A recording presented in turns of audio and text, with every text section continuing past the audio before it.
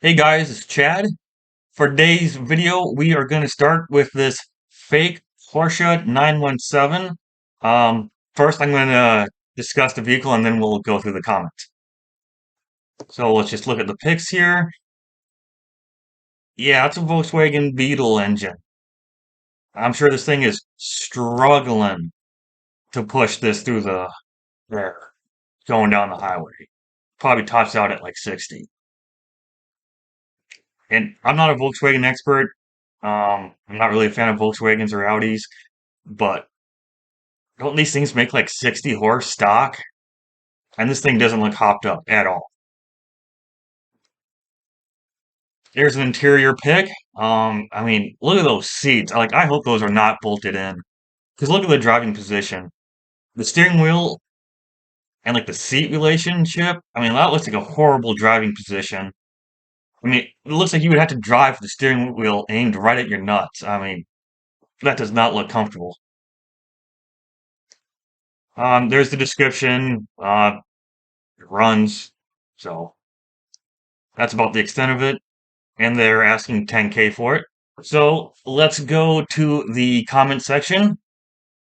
Uh, W3S commented, technically it's not fake because VW owns Porsche. I hope that's a joke. It's kind of hard to interpret tone through text. So I commented, well, by that logic, it's also an Audi, a Bentley, a Cupra, a Ducati, a Jetta, a Lamborghini, a Scout, a Seat. I don't know how to pronounce that, Seat or C. We don't get those in the US. And a Skoda. Because you go to Volkswagen Group, that's everything they own.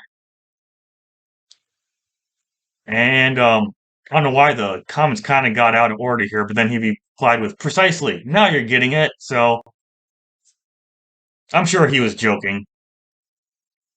All right, for the next vehicle, another fake vehicle built on a Volkswagen chassis. This is a fake Camaro on a Volkswagen Beetle chassis. I mean, and it's so obviously fake. I mean, the wheelbase is super short. Um, that grill doesn't look functional. So go through the pics. Both not included. Here's the engine. So, here's the description. Please ask your wife, spouse, partner, dog, cat, or anyone else you need permission from before wasting days of my time and yours. You're looking at over 40K to build the car. It is show to the max. You spent 40K on a Beetle and, a fake Camaro. Again, I'm not a Volkswagen guy. I don't know how much like a hopped up Beetle would cost, but I mean 40K for a fake Camaro on a Beetle chassis. Uh, both not included. Yeah, and it says one piece 76 Camaro Z28 fiberglass body, shrunk to fit a VW Beetle frame. It's a pretty long description if you want to read it. It was posted on August 9th, so if you want to scroll back that far, you can. So on the topic of fake cars on Volkswagen or just like fake cars in general, I'm not really a fan of them. I'm not really a fan of fake stuff. Like I don't like fake hood scoops. I don't like fake vents.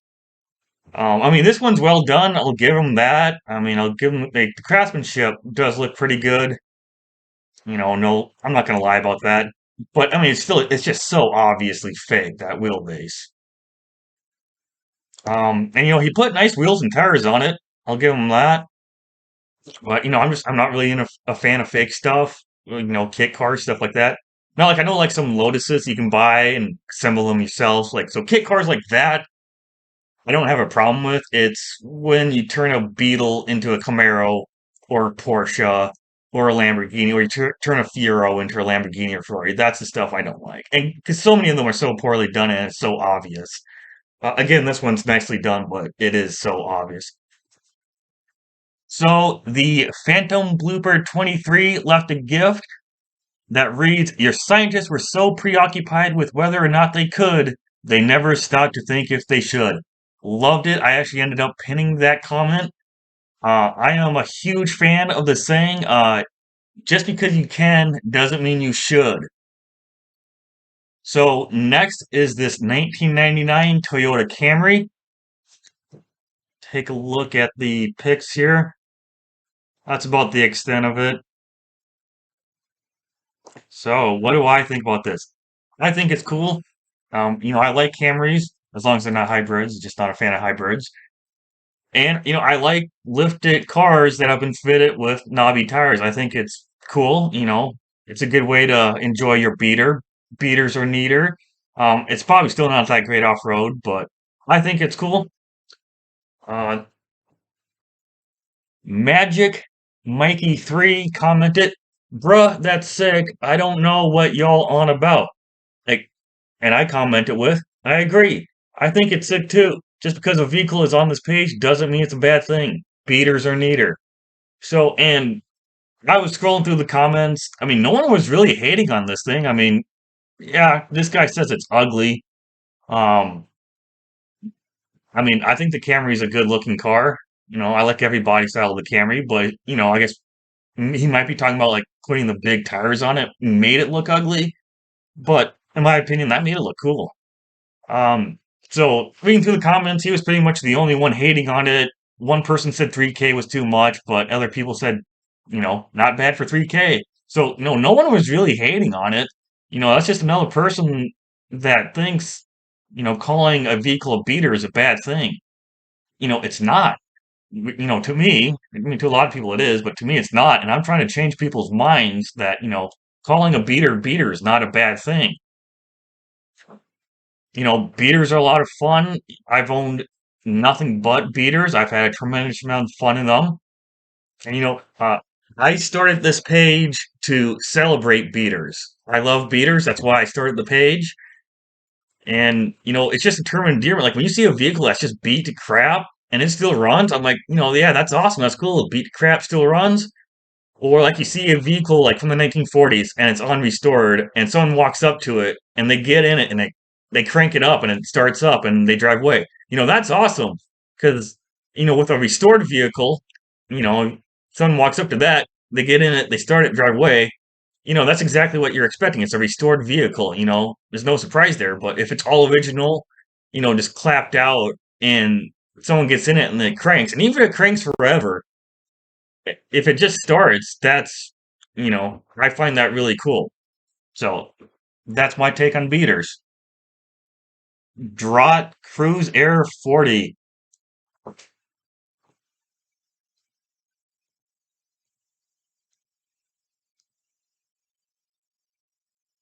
Pretty cool machine. Just needs a battery and a tire. I mean, unfortunately, the one tire alone is just going to cost a fortune. But I think this is a cool machine. You really don't see them that often. I'd love to own it. I'd be digging holes with it all day long. So, Ilian Dennis comments, I don't get why people would want to own old cranes and stuff. Um, because they're awesome and useful. I'm like, duh. Michael Platypus 1 comments, low budget excavation businesses and contractors, etc. And I added, you don't have to deal with DEF and DPFs.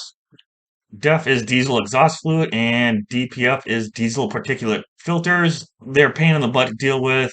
They cause a lot of problems. The filters plug, the fluid crystallizes. And, like I said, like low budget excavation businesses, contractors, farmers, ranchers, if you're not going to use it that often, you only need it occasionally. If you're just going to run it for like a few hours a day, a week, why not get something like this? Like, yeah, it needs a battery and a tire, but, old stuff like this is pretty reliable. And, I can't believe I just had to explain to someone why someone would want an old vehicle. I don't really know who this guy is, zero post, so who knows how much of an enthusiast they are, but, like, I just had to explain why someone would want an old vehicle. I mean, and look at this thing. This thing's awesome. CJ3B. And you know what? It may even say Jeep and Willis on it at the same time. I've seen that. So, yeah, it's rougher than a night in jail. It has the 225 V6 in it. So these from the factory had a four-cylinder, so it has a replacement V6.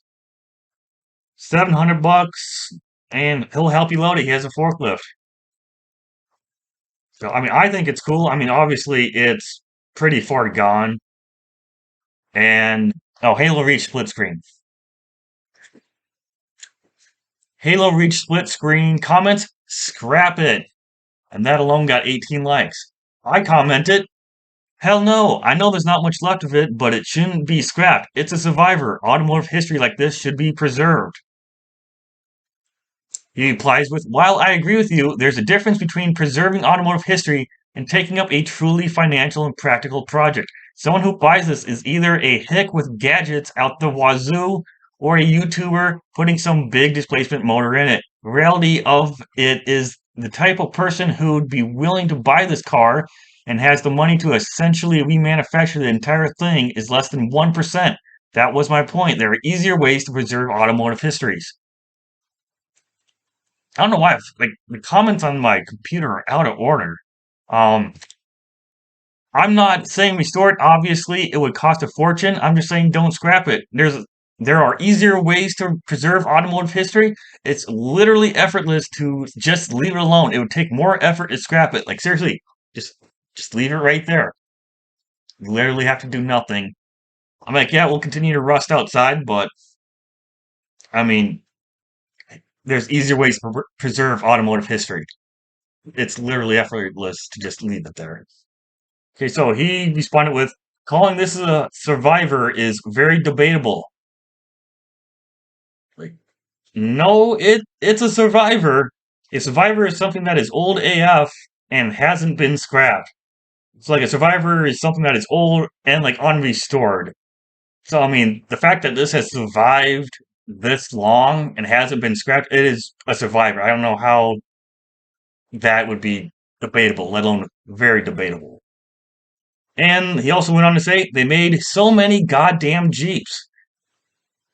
And, so what? That doesn't mean it deserves to get scrapped. And when was the last time you saw Willis CJ3B in person?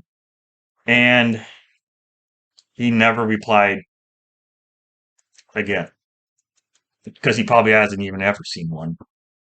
All right, next we have this Mazda 626. It's not for sale, just the wheels and tires were.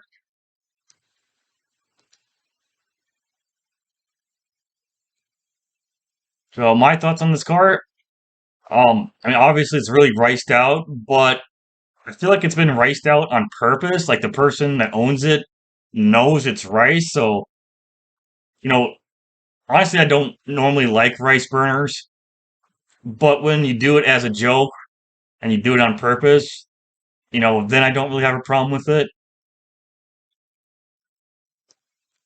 So, go to the comment section here. Is this a Mazda 626?